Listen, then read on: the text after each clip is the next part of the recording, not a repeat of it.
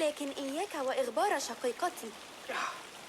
Listen well, young ones, to the tale of Zarqa al-Yamama, the blue-eyed seer of the Jadis. She stood watch upon the southern plains, and it was said she could spy riders a week's journey away. Finally, her tribe's foes sought to outwit her by marching behind uprooted trees, though they were many days' ride away. But Zarqa's blue eyes perceived their ruse, and she cried a warning to her people. Yet her tribe, fearing madness, heeded her not. When the enemy's host fell upon them, every one of Zarqa's people was struck dead. At last, they seized Zarqa herself and crucified her beneath the desert sun, tearing from her those eyes that had been her gift. So, remember, a divine gift bears its own burden. And to ignore the seer's warning is to invite doom beyond reckoning. يقول أخي إن هناك وحوشاً في الماء. الكاذب.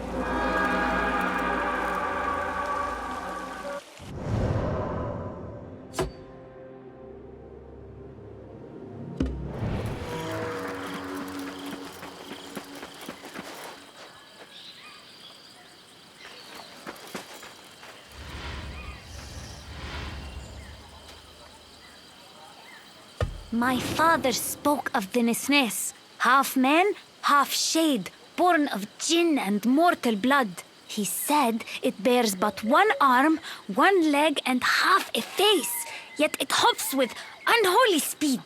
Its eye gleams like molten rock, and its touch brings death so swift. The flesh falls from the victim's bones in a single breath. That is nothing. A merchant from Baghdad once told me of the Shad Haffar. He said it roams the lands of Rome with a single horn of wondrous design, hollow and branching into many pipes. When the wind sighs through those pipes, it plays a melody so sweet that beasts draw near to it. And when they come too close, the Shad Haffar tears them limb from limb and devours them whole.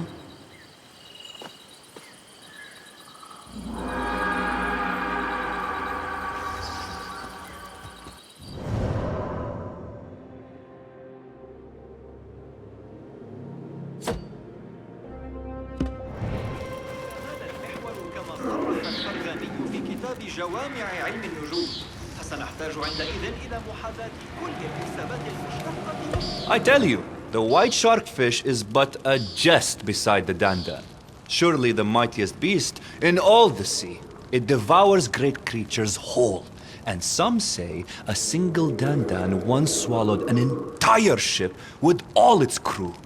Although I know of one fisherman who swears that this fish perishes at the taste of human flesh, or even at the sound of a human's cry. But even if this is true, it remains a wondrous creature. They say its fat runs bright as gold and sweeter than honey. Anoint yourself with it, they say, and you can even endure the deepest depths of the sea.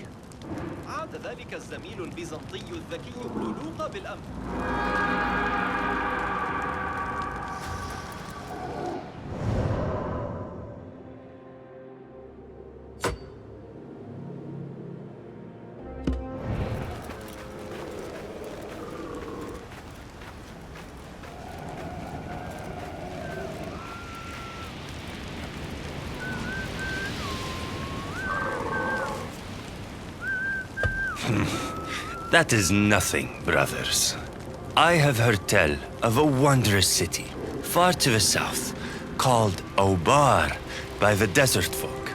They say it was once a place of soaring pillars and date-filled gardens, richer than any oasis beneath the sun.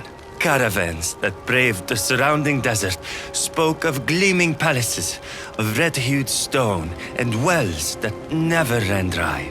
Yet, one day, the sands rose as though by God's command and swallowed Obar whole, leaving nothing but an endless sea of dunes. Some say her people drew down God's wrath by their pride. For this reason, no man who ventures there now finds trace of palace or pillar, only the empty sands. Though Ibis lies dead, his mad dogs sleep proud.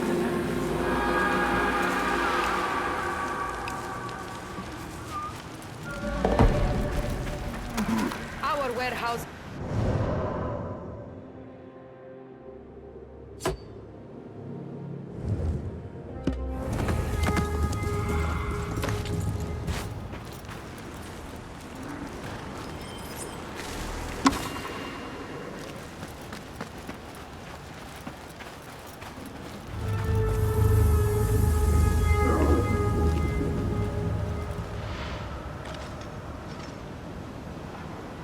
Now, of all the jinn, the Afrit are the most perilous. Their true abode lies in a realm beyond our own. Yet sometimes, they enter this world too, lurking amid ancient ruins, like the ones right here. They are merciless, wicked creatures, fashioned from searing flame, who bear the blood debt of vengeance and unleash wrath in its purest, most terrible form. I have heard tell of a mighty sorcerer whose hubris led him to summon a Afrit. By all accounts, he succeeded in calling it forth, but he failed utterly to command it. His end was most grim.